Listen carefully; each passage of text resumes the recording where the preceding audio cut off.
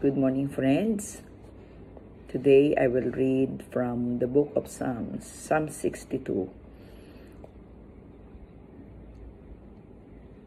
Verse 5, it says, "Find rest, O my soul. In God alone, my hope comes from Him. He alone is my rock and my salvation. He is my fortress, I will not be shaken. My salvation and my honor depend on God. He is my mighty rock, my refuge. Trust in Him all times, O people. Pour out your hearts to Him, for God is our refuge." So isang magandang paalala sa atin, anuman yung ating pinagdadaanan, we can have rest. Pwede tayong makasumpong ng kapahingahan at ang ating pag-asa ay sa Kanya lamang natin pwedeng ipagkatiwala. Sabi dito, God alone is where my hope comes from.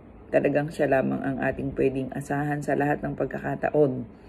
At sabi, my salvation, yung kaligtasan natin, and my honor, yung ating karangalan. You know, when dito sa madalas yung mga ginagawa natin, lalo kung tayo ay nasa social media, gusto natin lagi yung likes at saka yung applause, yung pagpupuri ng mga tao. Pero ang pinakamagandang anihin natin ay ang pagpupuri na mula sa Diyos.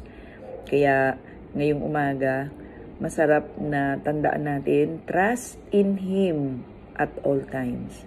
Ano man ang pinagdadaanan natin, ipagkatiwala natin yan sa Panginoon sa lahat ng pagkakataon. And He will never fail us. Doon sa isang nabasa ko, sabi doon, yung mga nagtitiwala sa Diyos ay hindi mapapahiya. At ito ay patuloy at patuloy naming nararanasan sa aming buhay. That I can share with you this morning. Magandang umaga mula kay Teacher Josie. Thank you.